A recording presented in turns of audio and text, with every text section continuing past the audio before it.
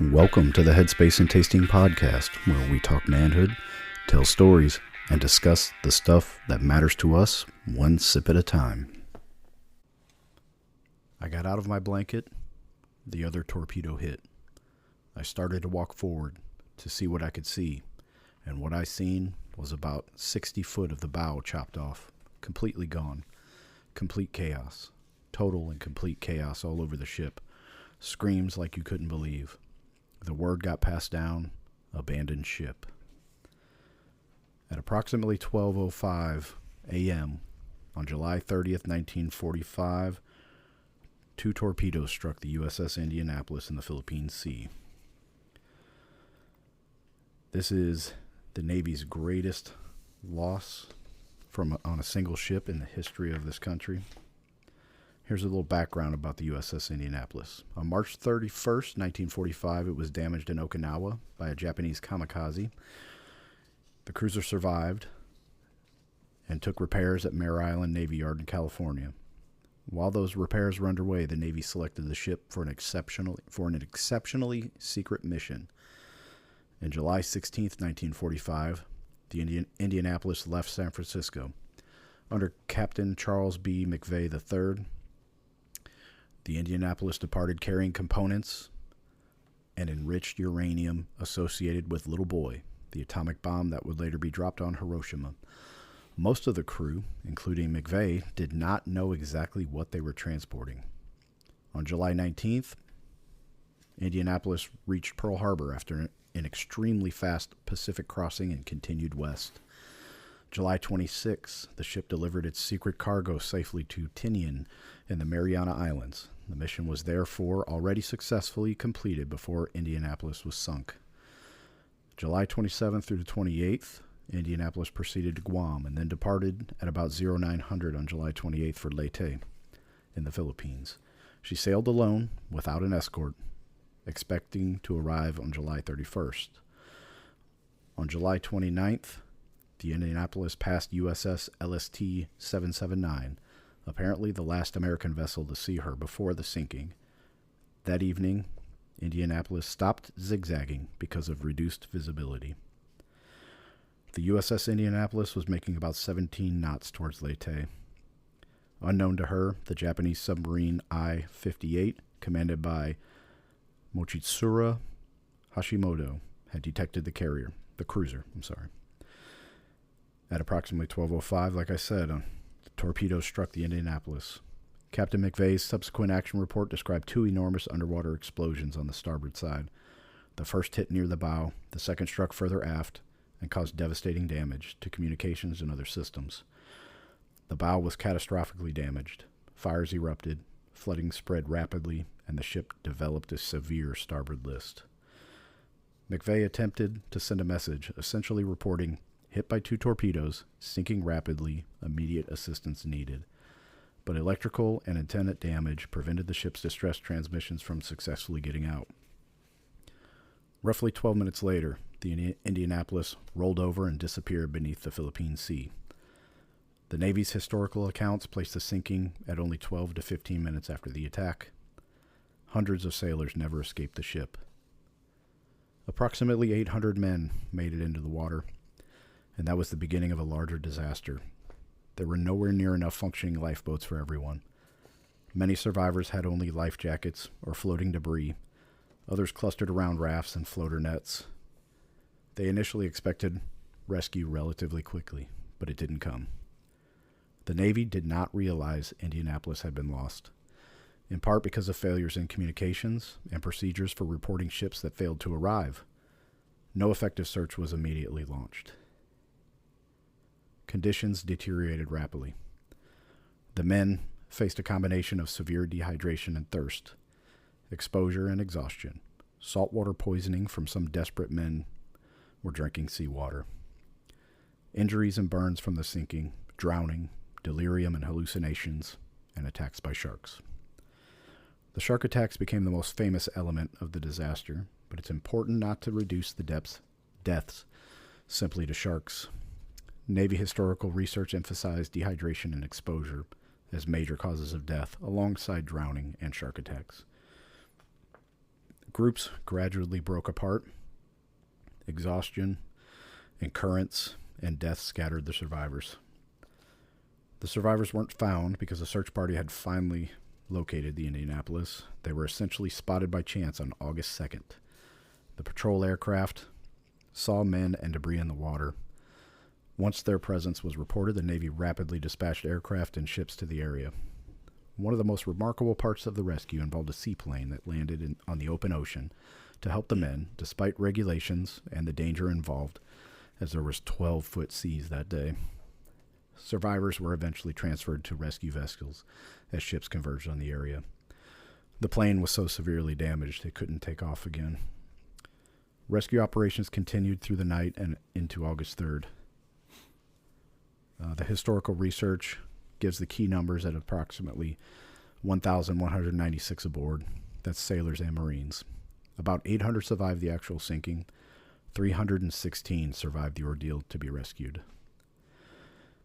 So that means that roughly 880 sailors and Marines died, and it remains one of the greatest losses of life from a single ship in the U.S. naval history. This became one of the central controversies, was why it was missed. Indianapolis was supposed to arrive in Leyte on July 31st, but the combination of communication errors, misunderstood procedures, and failures to act on the ship's non-arrival meant that no immediate alarm triggered a search. The Navy's investigation found multiple administrative and communications problems surrounding the voyage. The result was extraordinary.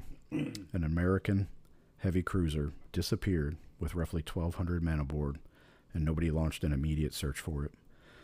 The survivors therefore remained at sea until the aircraft found them. And the aftermath became almost as controversial as the sinking. Captain Charles B. McVeigh III, who survived, was court-martialed. Among the accusations was that he had endangered Indianapolis by failing to zigzag. McVeigh acknowledged that zigzagging had been discontinued at 8 p.m. on July 29th, and he was convicted. The charge was suffering a vessel to be hazarded through negligence for failing to zigzag. And that decision was deeply controversial. Among other issues, the Japanese submarine commander himself, Mochitsuru Hashimoto, testified during the proceedings. And he said the effectiveness of zigzagging under the circumstances was disputed.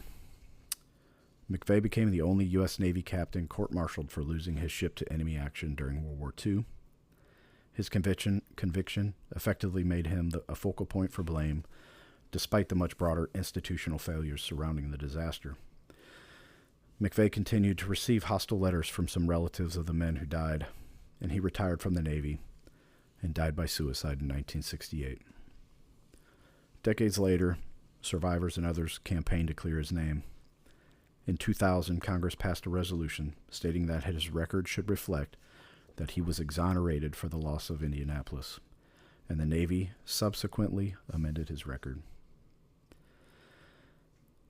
So why is the Indianapolis so important in World War II? Well, they took the cargo for the atomic bomb over to the Philippines. 10 days later, the Enola Gay took off carrying that bomb. So the Indianapolis successfully completed a mission directly connected to the bombing of Japan, and then was destroyed on its subsequent voyage. Japan surrendered 2 weeks later. For more than 70 years, the precise location of Indianapolis remained unknown. On August 19, 2017, an expedition financed and led by Microsoft co-founder Paul Allen announced that it had located the wreck. It lies approximately 5,500 meters beneath the North Pacific. That's 18,000 feet. Captain Lewis L. Haynes. Here's some quotes. Captain Lewis L. Haynes, the ship's senior medical officer, recalling the secret cargo before the sinking. Captain McVeigh told us his orders were that if we had an abandoned ship, what was in the admiral's cabin was to be placed in a boat before anybody else. Later on, I found out that this held the nuclear ingredients for the bomb. John Olajar said, an explosion threw me out of my hammock on the deck. I got a life jacket. I went to the port side and cut the jack stay ladders so they would hang over the side. But before I had a chance to cut the other, I was pushed over into the water. Donald Schoen. Fuel oil covered the water. It was horrible stuff. Oil makes a person sick to their stomach. It gets in the eyes. Other than the life jackets, the floater net was the only life support the men had in the sea. And then in one of the most haunting recollections, repeated by several of the survivors in interviews, described the terrifying silence between attacks. Everything would be quiet, and then you'd hear somebody scream, and you knew a shark had got them. So that's the history, well, the end of the USS Indianapolis, and today is the anniversary. The location of the ship is still held secret by the U.S. government. It's actually a national park, and it's a grave site for the sailors and Marines who went down with her. And if you want to read a good book, there's a book called Abandoned Ship. I read that when I was a young lad in Fort Lewis, actually. I still have it up on my bookshelf. And there's some of the accounts of what those guys went through, especially like they talk about the oil a lot, how they were just covered in this fuel oil, and it was making them sick, and they're throwing up, and then that made them more dehydrated, and then people got desperate and were drinking the salt water, which made them basically go crazy. If you want a good oral story about it, Quint also, played by Robert Shaw in the movie Jaws, tells his story because he was a survivor. At least according to the character. Yeah. Wow. Okay. Yeah, that's like his big monologue, right? Yeah. Talking about the sharks. Yes. Yeah. I think there was also a movie about it. I seem to remember a movie. Well, I'm sure there is. The other thing about it, it's one of those things you're telling us, and I'm listening to it as you're telling it, and until you said it, I never paid attention to the story completely. But there's a lot of urban legend around that still says that the Indianapolis, besides it getting hit by the torpedo and sinking and no rescue, not that the communication was bad, but that they were under silence orders. Yeah. And they couldn't communicate locations, things like mission. that, because of the mission. But the mission, you said, was already done. It was over. Yeah. So who cares if the enemy knows where the ship is? Why that becomes a big deal, I'm not sure. But that's always been the urban legend about this whole deal. The conspiracy behind that, so to speak. I think the biggest failure is the Navy's lack of a system for what do we do if a ship doesn't show up to port where it's supposed to be. Yeah. That should have immediately triggered, try to get them up on the radio, send some scout planes up to find out where they are. But, that's a long time to be floating in the ocean with just a life jacket. Man. Yeah, and you can court-martial them if you want, but by the time the war is over and the whole secret, the Soviets have the nuclear bomb, Brits, then make it public, stop keeping it classified, and don't wait until 2000 to correct the guy's name. Right, after he killed himself. Right. Be over it, Yep. So, sad story all around, but I'm sure there's some great stories of heroism and selfless service, especially that pilot. I think he was a lieutenant commander. He just happened to be flying. There was no, and really the pilot didn't see it. It was like one of the crew chiefs was just looking down at a piece of the plane to check it out, and he saw some debris floating in the ocean, and he said, "Hey, let's go take a look at what this is." And that debris ended up being people, and the Navy had the policy of like, you don't land these planes in an open ocean. It's too dangerous. It'll damage the plane, whatever. But he put it down anyway in 12-foot seas, and was able to get 56 guys, I think it was. It's a lot of guys on that plane. Up on the plane just to get them out of the water and start helping them out. And I think he would go and do talks about it, and mentions his faith quite a bit from what I read. And it's just incredible, man. Like 880 gone. 2 torpedoes. So, hey, Kevin, welcome. Hi, Matt. Welcome to the Headspace and Tasting Podcast. Yes, sir. Thank you guys for listening. And today is July 30th, like I said. It's pretty stinking hot and sticky out in east central Missouri. Had a little bit of a break today. I think it only got up to 85, something like that. Mm-hmm. It wasn't as humid as normal, but rain's coming in tomorrow. We're supposed to get like an inch of rain. And then hopefully it cools off after that a little bit. A day or two would be nice. But we're almost to the end of it, man. We're getting to the end of summer. We're over the hump. We're getting there. Yeah, I noticed my usual morning wake up routine before I go to work and all that good stuff. The sun isn't coming up as quick. Nope. As it was already. It's already slowing down. Yeah. The earth is tilting. And pretty soon it's all going to be jacked up because we're keeping daylight savings time, apparently. Yeah. Like all the fear mongers are saying, well, that means the sun's not going to be up till after 8 o'clock in the morning in Missouri and some crazy stuff like that. But whatever, man. Just like, I think, isn't it very well documented about when daylight savings time actually takes place, whether you go forward or backwards, there's like an uptick in heart attacks and strokes and like people just stress out about it. Right. They wouldn't even have it before World War II. I know. Like it's gonna like send us off into some dystopian altered universe or something. Not that anybody pays attention to the world anymore anyway. I know, man. All right, so the bourbon today. Let's talk about this, dude. What do we have? You picked it. We have the new release from Booker's, 2026-02. It is the Milkshake batch. Coming in at 124.4 proof, which is a little bit less than the last selection from Booker's. It was like, what, 129? 129. Yeah. And this is aged 7 years, 6 months, and 12 days. It is uncut, unfiltered from the James B. Beam Distillery. And as it is with Booker's, they always combine different barrels from their warehouse to make it. Yeah. Or to bottle it. Yeah, this is really small writing, but 25% from one floor of warehouse 3, 22% from the third floor, warehouse L, 18% from the third floor of warehouse M, and 32% from the fifth floor of warehouse G at Winterville? What? I don't know.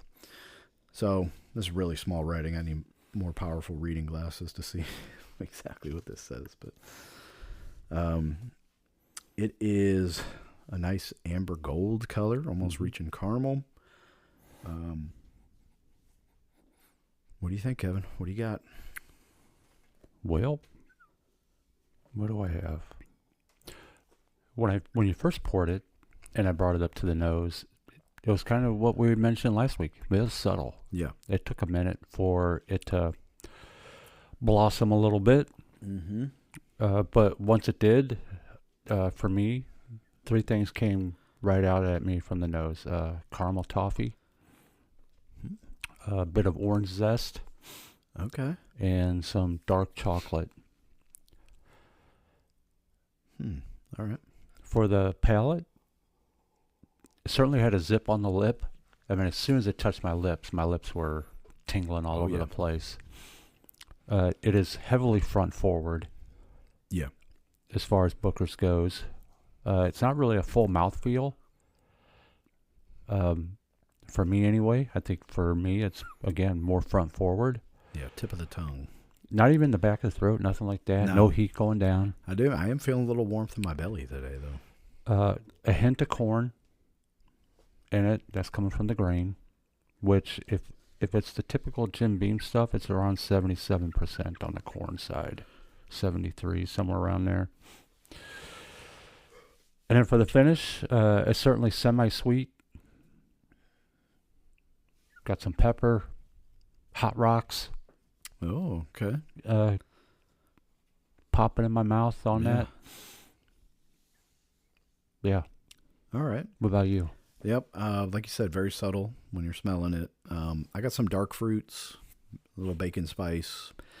When I tasted it, I'm picking up some oak and what I think are peanuts, maybe like roasted peanuts. And then to finish, kind of like an apple pie, like a spicy apple pie, like a sweet spice, I guess I would say. And then again, some roasted peanuts a little bit, which it may be the corn coming through, but for me, it's kind of nutty. Okay. And I'm trying to pick up. It is a little fruity now that it's been sitting in the glass for a little bit. When I smell it, I think I could pick up. You're saying some orange zest. It's nothing milkshakey other than the not close. But if you follow the story, it's not about this tasting like a milkshake. It's all about the dad's homemade recipe for his chocolate malted milkshake. And then one day he decided to pop in a little bourbon, Jim Beam. And then that kind of became the thing that brought the family together. Yeah. That was a great thing to bond over. Yeah. Bourbon milkshakes. Yep. I'll tell you one thing. It is certainly better than 2026-01. Yeah, it's way less tannic. Yeah. I remember that last one was like dried my mouth out so bad because it was so tannic. And I think we only gave it, both of us, 2 stars on it. It certainly, we did do 2 stars. That was back in May. It was hot, man. That was like... The proof 129, you could swear that was higher probably, but unfortunately I somehow made the note about a locker room with it. Oh, okay. I don't know. But yeah. We'll see. What do you think? You want to do the star rating now? No, wait. Okay, we'll wait. See how we go. Don't I don't know. I forget. might run out of things to talk about. Don't forget. Flying blind tonight. I would like to go on the heels of your Indianapolis opener.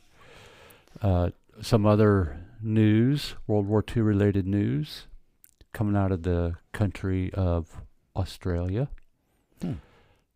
On July 24th, the last living World War II vet from Australia passed away. Oh, wow. He was 102 years old. His name was Reginald, or Reg, Chard. Fought against the Japanese in New Guinea. That's pretty close to home. Yep, during World War II. Yeah. And then spent the rest of his life telling the story of everybody and then the battles of what was the environment, what took place on New Guinea, how bad it really was. Yeah. And that challenge. But a piece of history is gone out of the nation of Australia. Their last living World War II vet. Wow. Passed. Man. Yeah, my grandpa probably fought near the Australians because he landed in Australia and then worked his way up. He fought on New Guinea as well. Okay. Well, my grandfather was a B-17 gunner in Australia, and he talked about that's right, flying over New Guinea. What a fun place to early on. be stationed, man. I bet it was awesome. Where? In Australia. Oh, so I do have a couple pictures of him with the giant termite hills. Oh, okay. Well, you got to think all the Australian boys your age are gone off the fighting, so all the girls are left. And he mentioned having their fights with the kangaroos. Yeah. He mentioned that one day. He was stationed at 7 Mile Airfield, I believe is what it was called. Okay. Before he moved around during that. And then I do have one piece of sad news. Well, not that any of this we talked about, but might as well just keep on going. Yeah. So we had a former guest on our show, Will Palazzo, a friend of mine, old neighbor. He was the fitness trainer, power lifter, an incredible bass guitarist, played with R.O. Speedwagon, Metallica, Guns N' Roses, I know, and he passed away unexpectedly on Thursday. Very, very sad moment. Yeah. Rest in peace, brother. Yep. Former Marine, Desert Storm veteran. So. You never know when your time's coming, man. Yep. Miss you, Will. Yeah. I'll see you someday. Pray for your family too, man. Mm-hmm.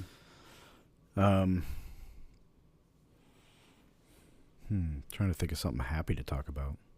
The Cardinals beat the Cubs last night, so that was cool. Okay. What was the score? Because that last I saw was 2-1 off a home run. 3-2. 3-2 in extra innings. And, Pete Crow Armstrong hit a home run and did a stupid celebration flex at the plate before he started running off, and then we came back and beat him. So he's an idiot. He sucks. Stupid face. Blues have their season schedule is out, so I'm excited for hockey season coming up. That's going to be fun. I had a fun ride into work the other day. I rode my bike. Okay. Yesterday. You get run over? No. Okay. But I saw a great horned owl on the side of the trail. And that thing was had to be 3 foot tall. It's huge. And so I'm going across a bridge. And as I'm going across the creek, I see this big owl. And then I look ahead and I see about a lady in her early 60s walking towards me. So I'm looking at the owl. She's just looking down at the trail.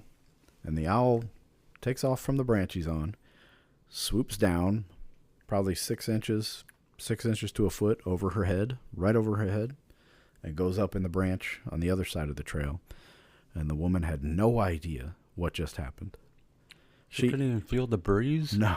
Oh, wow. So she missed out on an awesome thing to see. One of the coolest animals in our forest.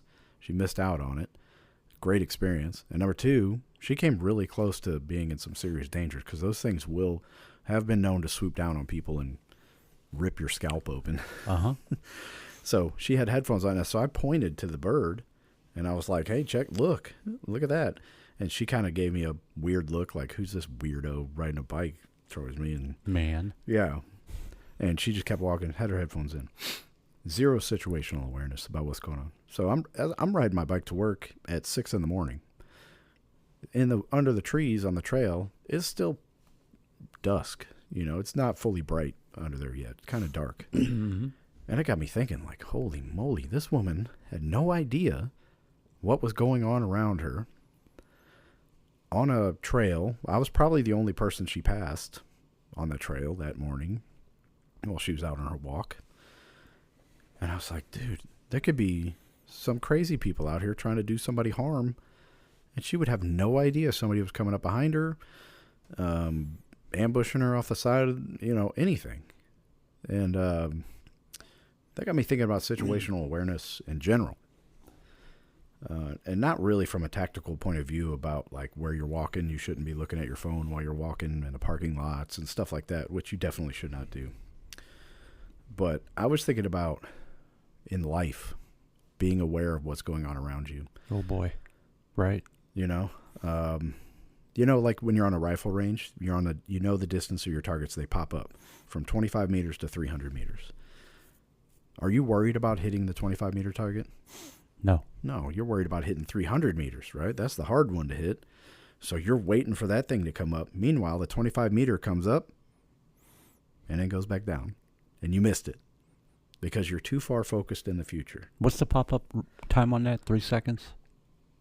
The 25 meters, 3 seconds. Yeah.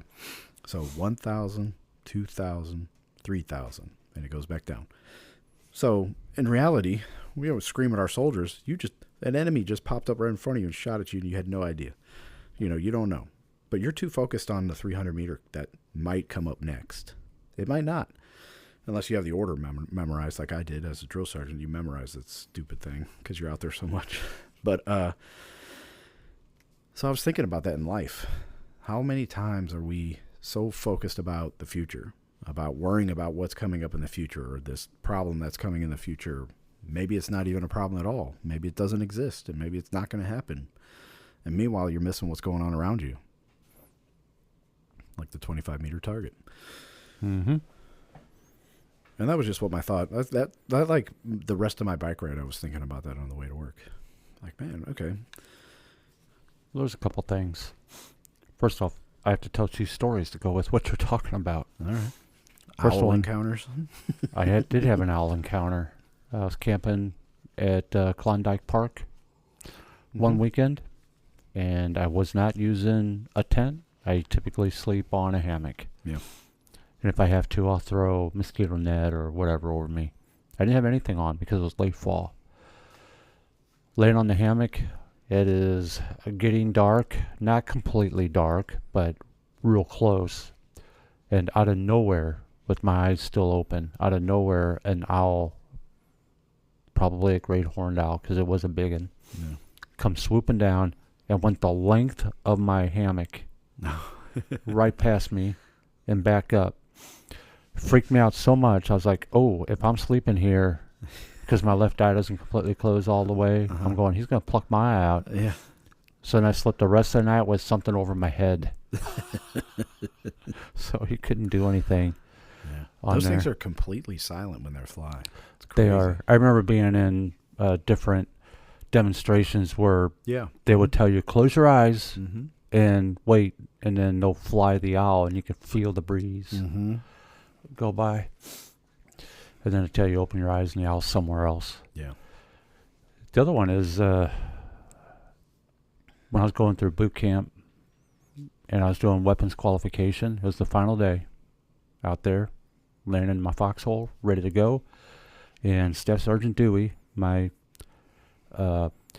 falsetto-voiced Army Ranger, sitting behind me, yells at me from behind, do you want to score expert today? And I said, yes, Drill Sergeant. He said, all right, I'm going to tell you where they're at, so get ready.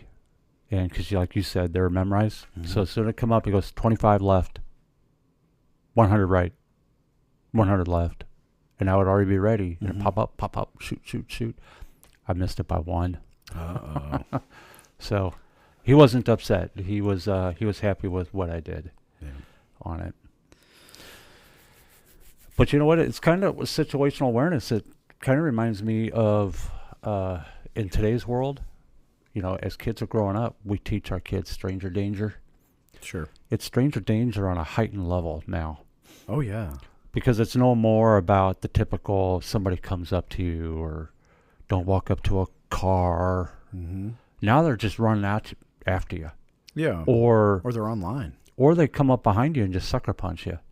That could happen. You know, or just a random person with a friggin' machete or whatever. Oh, dude, we were leaving Costco today. And loaded the kids up in the car, and we picked up a pizza.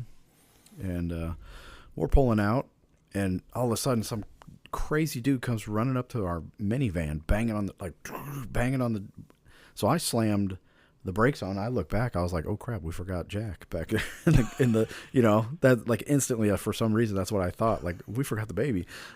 And no, Jack's there. Emma's here. Okay, good. I was going to say, don't say that online. No.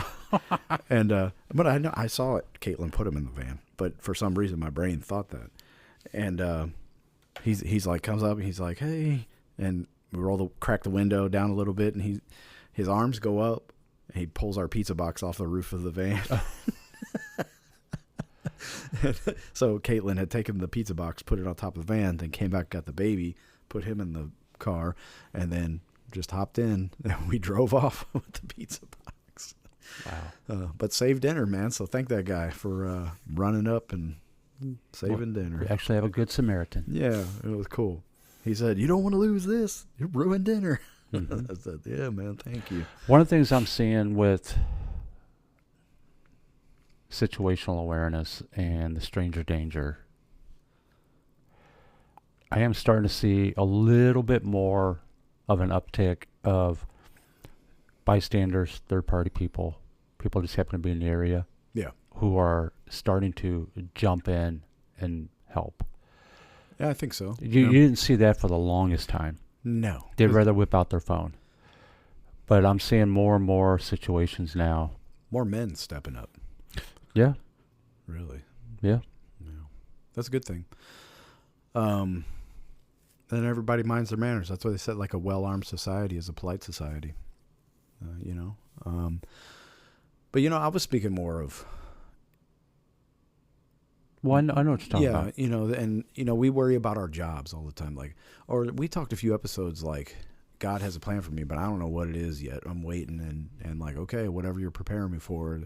But then I go upstairs and see my wife and kids, and I'm like, oh, well, obviously this is God's plan because He gave me a wife and kids, and my job is to be the husband and the provider and protector, and this is my role. This is what God's calling me to do right now.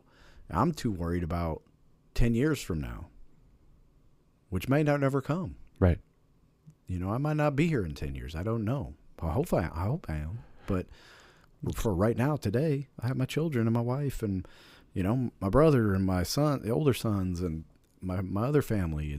That's what I'm called to do right now. Another aspect of that thing is if you pray about it, you don't just sit there and wait for it. Yeah. If there's plenty of examples in the Bible that once you pray for it, the statement that comes after it is go. Go. Yeah. Right? You don't sit around. You go. Mm-hmm. Man, there was a few times I had enrolled in college, right, to finish my bachelor's degree. But I always came up with an excuse not to go. Oh, it's too expensive. I got to work. I don't have the time. We're having a baby. You know, and then years go by and I'm like, dang, I could have finished my PhD by now if I would have started back then. And so this, you know, something happened that prompted me to look at my situation and thought, yeah, I need to finish my bachelor's degree. It was a goal, you know, because I was a knucklehead in high school and didn't live up to my potential academically. And when I finally did go to college to get my associate's degree, I realized I love learning. I love it was really cool going to just a community college to get my associate's degree. And I learned a lot, and it helped me in life and business, you know. And then I thought, well, I'm done with that. I got a job now, so I'm going to work and get experience, and kept putting it off. But I finally enrolled, got accepted to Liberty University. Cool. And I'm going to finish my bachelor's of science, hopefully in less than 2 years. Mm-hmm. That's my plan. And I think I'm only taking like 6 credit hours a semester, 6 or 7. But their semesters are 8 weeks long. So I should be able to knock out a good chunk. That's like a summer semester. Yeah. And it's going to be pretty accelerated. But I'm excited, man, to get in. I'm not excited that I have to take a chemistry class. I'm not looking forward to that. That was like my weakest science. Well, is it the book version or the lab version? It's a book. Okay, you'll be fine. I just got to read it and study. Yep. I should be fine. But yeah, I'm looking forward to going through the process again, being in school and studying and working towards a goal. And it'll be cool to just have that piece of paper, even though like my experience, I'm getting a degree in the career field that I'm currently working in. But you know, maybe I'll learn something that I don't know. Well, it adds a little credibility to your career as well. So yeah, and it'll allow me to get more certifications that you can't get in my profession without having a bachelor's degree. Mm-hmm. So I'm kind of hit a ceiling a little bit. So we're gonna go. It's not situational awareness, but related to what you were talking about, achieving a goal. It's the counter to that. For instance, it just occurred to me, if I was to lose my job tomorrow, mm-hmm. I would be doing everything I can to do something about it. Yeah. Sure, I'd be out searching for work, but I still have bills to pay, family to take care of. And if I have to, I'm going to mow lawns. Sure. I'm going to walk around to the neighbors. Hey, can I mow your lawn? Yeah. $10, I don't care. $20. Right. I'll mow your lawn. Lost my job. I need the cash. I would be doing anything I can to fill all that in. Yeah. And then even just like my college days, even while I was going to college, I had 3 jobs at one time. Right. 3 jobs at once. Well, plus ROTC, that's like another job. Right. But all those jobs were all part-time, but they all worked in my schedule different ways that would equal full-time employment or more. Right. Over that course of a week. Some of it was overnight stuff. Some of it was evening. Yeah. Just whenever I could do it. Yeah, I worked at a Target distribution center loading semi-van trailers by hand. You would get assigned like 6 lanes, 6 trucks, and the products would come down the conveyors. You had to go to one, build a wall, stack it up, go to the next one, stack it up. I did work from 6 p.m. to 6 a.m., Saturday, Sunday, Mondays, nights. Wow. And then my classes started Tuesday, Wednesday, Thursday, Friday. And I did that for 2.5 years. I finished 2 associate's degrees. Well, I had one where I was at Target at the stores. Tough, man. And did overnight stocking of the shelves. Like unload the trucks and take the stocks out? I never had to unload the trucks. I was one of the persons where they already pulled the pallets out. And then I had to take the boxes off the pallets and get them on the shelves. Yeah, okay. You started at 3:30 in the morning, and you had to be done and cleaned up by the time the doors opened. Yeah. And it was always a rush toward the end. Yeah, you got to I mean, you were hustling to get that stuff out there. And it's amazing how you think, 3:30 to 8, that's 4.5 hours. Yeah. No. Like running through the store. You are going crazy. And you'd have 10 people there with you. Yeah. Doing it. It's crazy. Yeah. That was brutal work, man. And it's hot. It's not air conditioned. It's at least 20 degrees hotter in those trucks than in the summer. Even though it's at nighttime, it was still hot. Yeah. It's just one of those things where I would do anything to keep on going. I couldn't sit still. Yeah. Yeah, at this point now where I'm at, as being the only income for the family, the sole provider, there's a lot of pressure on us, man. But it's what we're built for.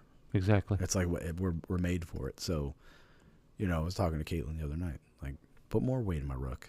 Like I'm sucking. Like it's heavy. It's heavy and it sucks sometimes. But go ahead, put more weight in because that's what I'm built for. Well, I think about that even at Let's work. go. Yeah. Even my day job right now. I'm not going to talk about it very much other than to say that I had basically my entire department wiped out in one section. So I had to step in there as a one-man band, deal with all the chaos. But you know what? I kind of find out I thrive in chaos. Yeah. That's what I do best. It's kind of like stress. I'm one of those types of people that last minute says, hey, you need to write a report by tomorrow. Or, no, here's the one. We need a battalion op order done in the next 4 hours to do that. And now everybody from the battalion commander on down is looking at me saying, you write them pretty good, Spees. You do it. And I'd be cussing up a storm. And finally I would settle down and I'd say, bring me a Mountain Dew. And I'll sit there and start writing it out and get it done just in time for, the battalion commander to go brief the group commander on whatever was going on. That was the last time I had to do that was at the NTC. Ugh. Yeah. Get that going. But you know what? No one was writing it. I was writing it. Everybody else on the staff just standing there looking at me. Didn't use ChatGPT to write it for you? No, that didn't exist. We barely had cell phones. Did you type it on a typewriter? Did I even have a cell phone then? No, probably not. Hang on. It was 02. Oh, 02 maybe. Ooh, one of those Nokia bricks. I think I had. It was either the. Or did you have the Nextel? The no, chirp? what's the thing that had the keyboard? It was flat. Had the keyboard looked like a. Oh, BlackBerry. Yeah, I think I had the CrackBerry. Yeah. I think I had a CrackBerry at that time. That was about cool it. Phones. I like those. Yeah. Yeah. Sorry, millennials, you have no idea what we're talking about. I didn't get a cell phone until 2006. I resisted, but I finally had to get one when I went to Fort Jackson. I had a flip phone. That was my favorite phone ever. And I've had the same phone numbers for 20 years. Never changed it. Since 2006, I've had the same phone number. I still had the same phone number. Yeah. More bad news. Oh. Conspiracy, whatever you want to call it. Let's hear it. but I think everyone needs to be alerted. Public service announcement. Beep, beep, beep, beep, beep, beep. Are you hearing about these AI companies and books? So there A are little bit. a number of AI companies that have been buying books in bulk. Like buying them out. Yeah, not just books. They're buying old books, antiques, out of print books, books published before 2002 was the latest date I saw, and they're buying them in bulk. And they're going to small book dealers who typically might sell a dozen books over a course of a week or so, are now selling books into the hundreds. They're selling these out, and these AI companies are taking them, and they are scanning all of the pages. And then once they scan all the data in on these books, they are destroying the books. I wonder why. Right? They're going to rewrite history. Well, and it's also going to be pay to view. Remember, we talked about this a while ago. Yeah, That's one of the stories that was out there. Well, you're probably going to have to use your social credit to be able to read. And they're going to say, oh, no, you're not a good enough citizen. You can't read this book right here. The ultimate thing with AI and information is you are going to have a meter on your house, just like you do a gas meter or an electric meter. And it will, based on how much you pay per month or how much you use of data per month, that is what you're going to pay for the use. A utility. Pay to use. Yeah. Just and like then they water. can change anything they want. You never know. Yeah, what they'll do is, like, you remember the movie Shazam? Or not Shazam. Movie. Not Shazam. What's the one with... Look at me. What's the one where the guy played a genie? Oh, man. They basically... Sinbad. Sinbad was a genie. Okay, yeah. In the movie. I think it was called Shazam. No. What was it called? Sinbad? No, I think it was Shazam. No, Shazam is Shazam. Well, this was before then. And but now people are saying that movie never existed. Like, if you try to go online to find it, and let's see if it comes up. You're experiencing the Mandela effect. It's where, like, Ford changes their logo, but then they were say, no, our logo was always like this. We didn't change anything. It's always been this way. And you're like, dude, I know you're lying. I have a old Ford in my front driveway. It's different. You modified it yourself. Right. What I like is how somebody tells me it's different, and then I go and find a book on my shelf, and sure enough, it is what they described. And I say, when did you sneak in my house and change it? Yeah. The 1990s genie movie starring the comedian Sinbad called Shazam does not exist, despite the massive collective false memory. Meanwhile, here's a picture of somebody holding the VHS cassette tape. Yeah, but it says Sinbad. Sinbad in Shazam. And here's a clip from the movie. But Google says it never existed. That looks like AI to me. Dude, they're saying it never existed. That's but because it they put it obviously on existed. I remember seeing it. And I don't forget silly stuff like that. All right. Hey, anybody who's got the movie Sinbad and starring in Shazam, starring Sinbad in the 1990s. In the 1990s, cough it up. Put it on our Facebook page with the picture and proof that it's real. We want to know. Yeah. So what they'll do is you're going to say, but keep your name anonymous because the black helicopters might come and take that thing away from you. They're going to track you with the flock cameras, and then use their AI infrared cameras to see where you're at in your house through your Wi-Fi. Speaking of flock, I saw a guy demonstrating sitting on a chair next to a flock, and he was using a pool skimmer, and he had it on a pole and just held it up in front of the flock canner. Yeah. Nice. That's all he did. Dude, he just sat there. We got to take that down. I've actually been talking with I have two aldermen for some reason in my ward here, and I asked them, like, do you know that there are 2 flock cameras that are over the pool in Laurel Park, and one of them is looking directly into the pool where the children swim? And they were like, no, there's no camera there. Those are lights. So I walked over there and took a picture of it. And I said, this was a camera. This is a camera. The rest are lights. Why are there cameras that flock controls that can look at our children. Why are they looking over the pool where our kids swim? Well, it's for their safety.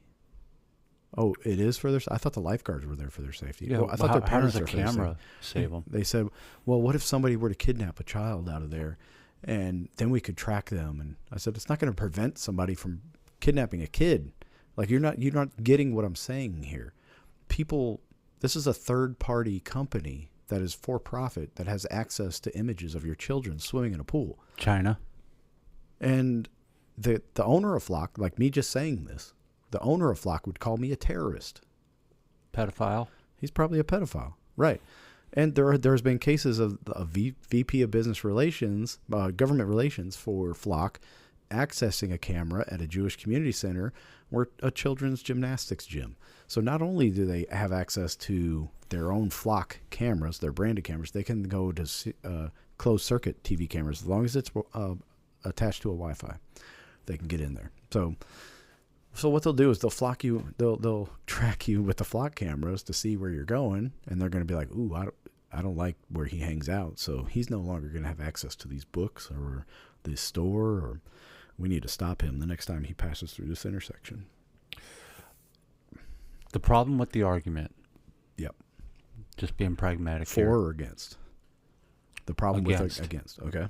Problem with being against it from just a pragmatic thinking, because I'm against it too. Yeah. We're already surveilled all over the place. Absolutely. Through people's dash cams, Ring on their cameras. vehicles, ring cameras.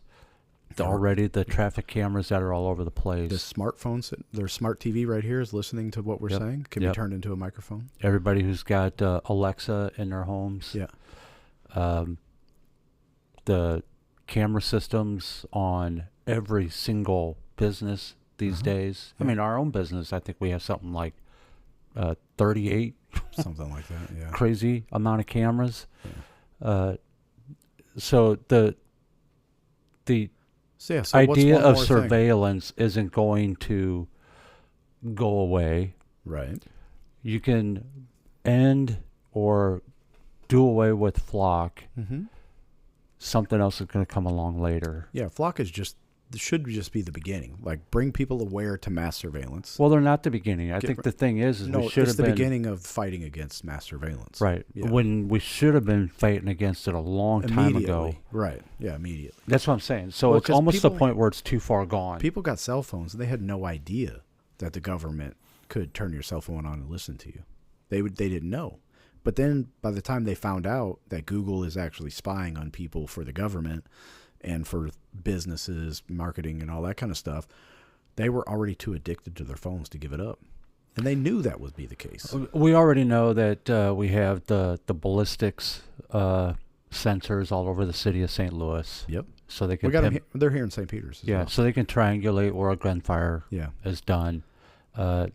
You have the cell phone towers. The cell phone towers are tracking everything. I don't care what anybody tells you. They're tracking every call that's out there. Mm-hmm. You have satellite imagery. Satellite imagery right now we walk outside, they can look at us from outer space. They can see the size of the booger you're picking. Exactly. So there's not a whole lot you can do. I'm for fighting against something, but it's a delay. Yeah. Something else, while we fight this one, something else is going to be installed that won't look like anything, and it's too late then even already. It's already too late. And this is what I told the alderman. I said, look, I had to say something about it because I felt the need. I had to say something. But I'm not going to continue this conversation with you because I know exactly where this leads. Mm-hmm. You're going to label me some kind of terrorist, Antifa, anti-government, anti-cop. Well, you are white. I hate children. You're going to say all sorts of crazy stuff about me. I'm a conspiracy theorist. I'm insane. You're going to probably call the VA and say they need to come take my guns away. I know where this goes. So all I want to know is, are you for or against having the government and a third-party company have access to video cameras watching our children swim? Are you okay with that? And the answer was yes, because we feel like it keeps them safe. I'm like, okay, it's good to know because I know how to vote next time. Who was it? Jefferson? Benjamin Franklin. Benjamin Franklin? Yeah. We'll trade our liberty for Those security. who will trade their liberties for a little bit of security deserve neither. Mm-hmm. And it's like I said, it's too far gone. It's already too far gone. There's nothing we can do about it. Got so wrapped up, because I lived it. We got so wrapped up post 9/11. Yeah. It all went downhill with the Patriot Act. The Patriot Act. Yeah. Still goes back to the Patriot Act. Yeah, and they keep renewing it. And even then when Congress doesn't renew it, they'll do an emergency renewal. Yeah. And they'll just keep pushing it through. Mm-hmm. And you know what? Even without the Patriot Act, they do not care about our constitutional rights. They are going to violate our rights. They're going to surveil us. They're going to see exactly what we're doing. Not only that, I think the worst part is we actively participate in our own surveillance by social media. We put everything on Facebook and Instagram and Twitter and all that crap. We're like, hey, we're going to vacation for a week. We're going to be in Mexico. We're going to have a great time. Meanwhile, you're telling all the criminals your house is empty. Stupid. Don't forget, I keep my key under the floor mat. Right. Yeah. The welcome mat. But you put your whole life out there. Not only are you putting your whole life out there, it's not even real. Like, you only put the good stuff out there. Nobody's putting the warts on social media. And when you do, people will just crap all over you like you're the worst person in the world. They sure do. And so that's why I have no social media. Like, I have an older smartphone. I think this is S24. I think they're up to the 26 or something now on Samsung. I don't know. But I swear when this thing goes out, that's it. I ride my bike to work. I don't have a car anymore. We're a one vehicle household. My next vehicle is probably going to be a 1985 Ford F-150 or something. I don't know, but I got to do a little something to make me feel better. It doesn't make a difference. They're still going to be able to track me and figure out what I do, where I spend my money, because I use a debit card. You know, even if I use cash in a store, they get facial recognition. They'll see my face at the cash register, and they know I bought whatever I bought. Oh, yeah. When I go to Target, they have the camera if you do the self-checkout. Yeah. That's why there's only one lane open, Mm-hmm. but all the self-checkouts open. Yeah. Every time I go there, I hold my hand up over the camera. That's good.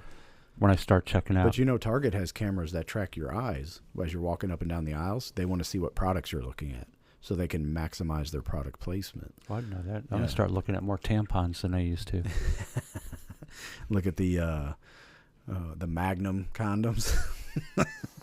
That's all I'm going to look at every time I go to Target. Tampons and Magnum condoms. So suddenly you start seeing whole aisles of them.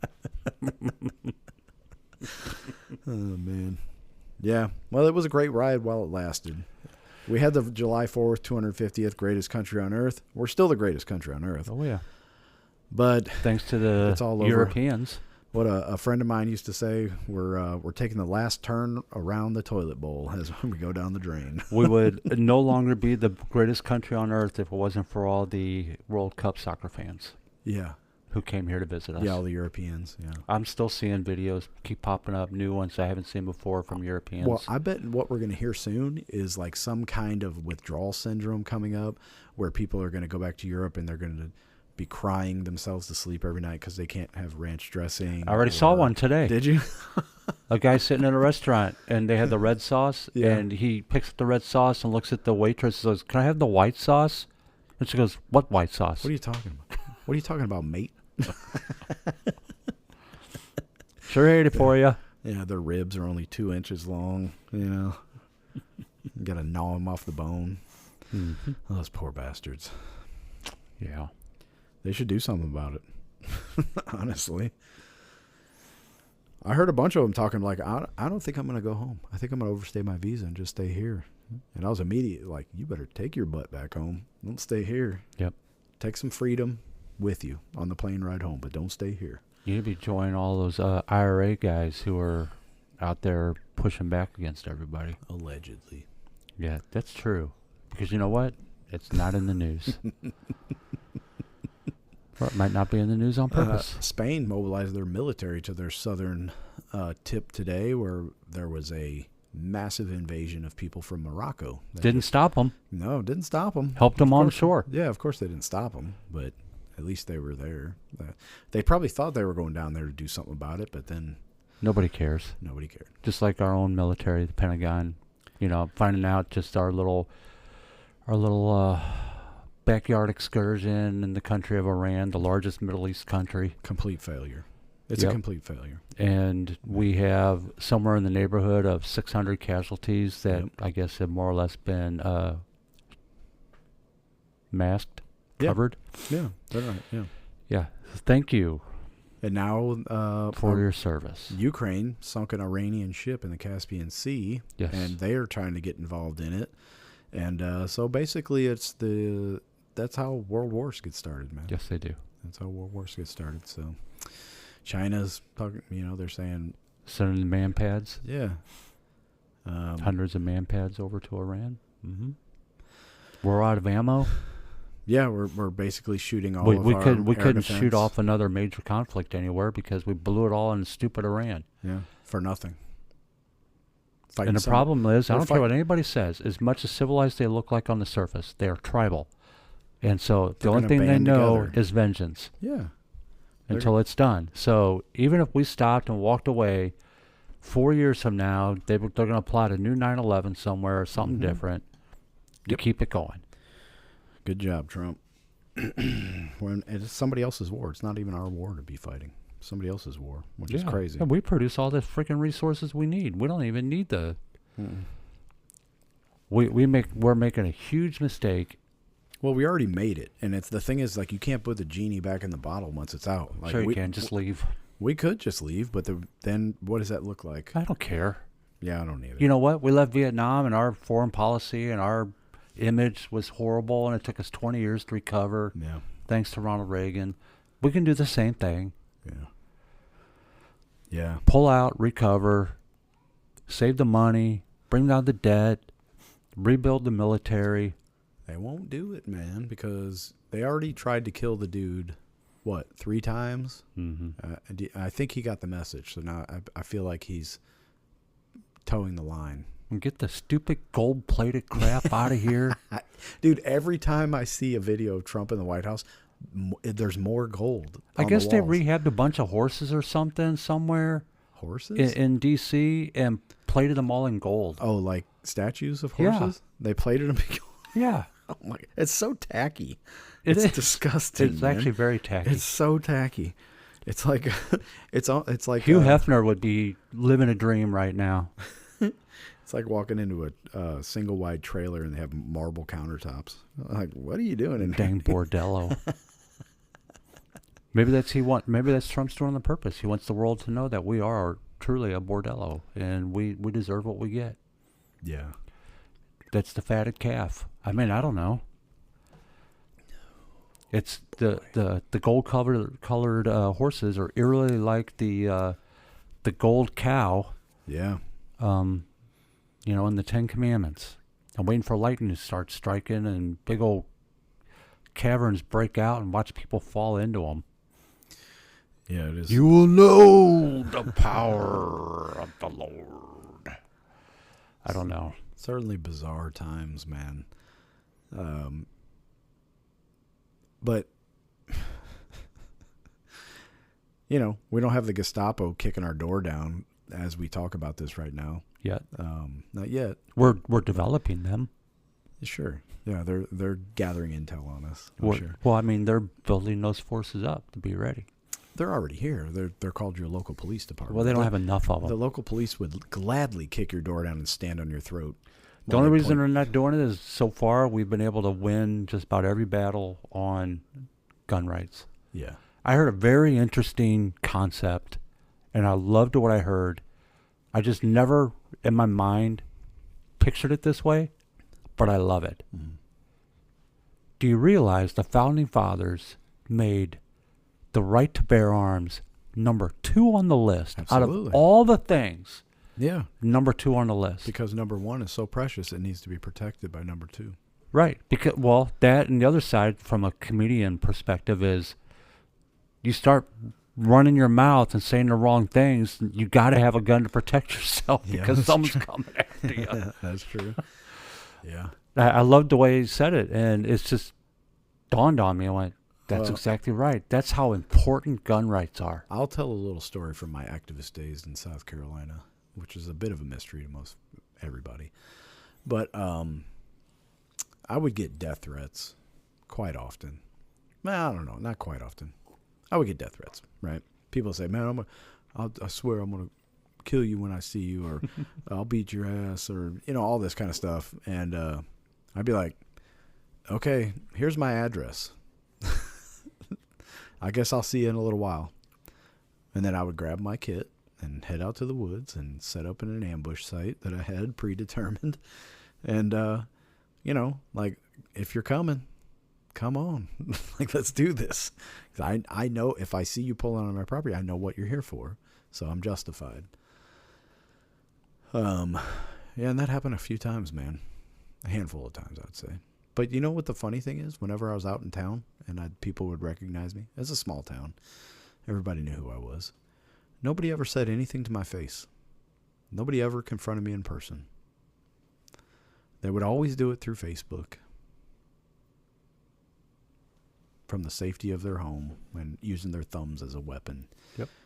Nobody ever confronted me in person. And so I would just go call them all cowards. Like, you're just... Basically, those people down there, I call them redcoats. Because they were the one... as soon as the revolution started, they turned tail and joined the English in the fight down there. The majority of them. Some fought like hell, though, against them. But, yeah, that was like the ultimate insult. You're just a redcoat. Left... like, you're...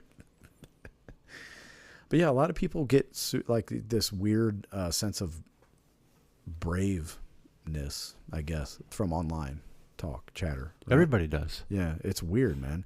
But if you ever said some of that stuff right to the wrong person's face, man, you're going to reap the consequences of running your mouth. And it is not pretty, man.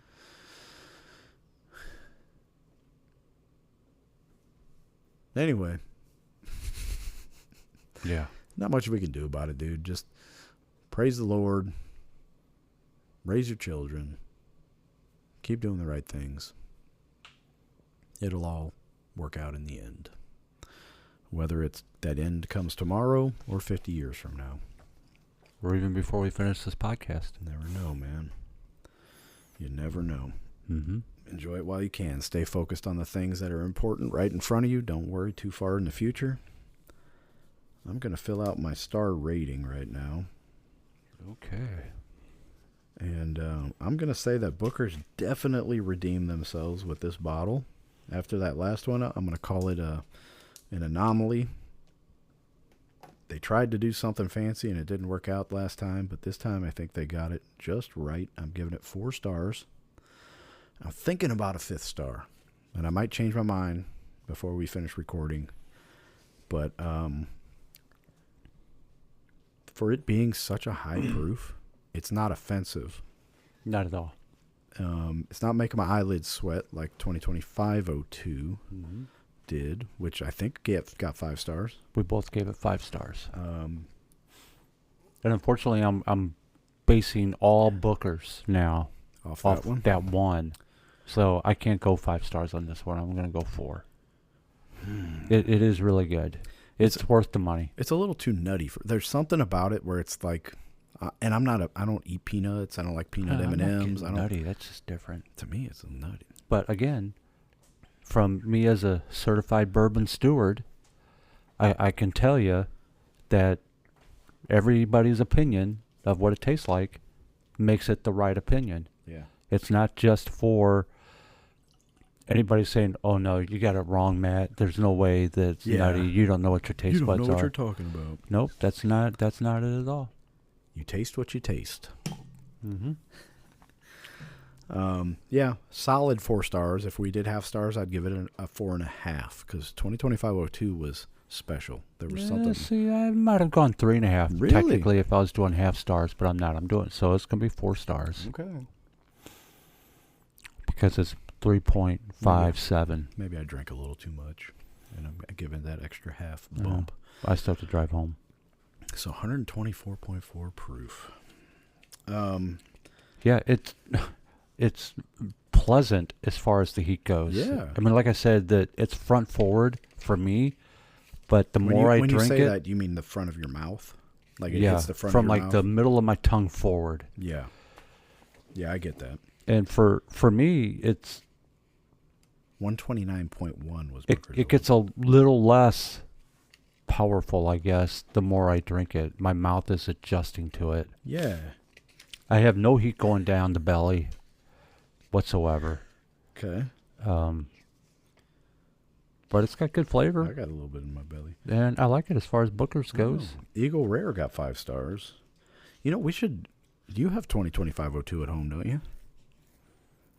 Yes. We should get all our 5-star ratings to do a tasting one night and get the ultimate. I had. Well, that means I got to break out another Belle Meade Madeira, and I don't want to do that. I only have 2 left. Come on, man. I had Heaven Hill Bottle and Bond. I won't do that unless Dave is on the show, and I know Dave ain't coming back on. So. All right. Heaven Hill Bottle and Bond.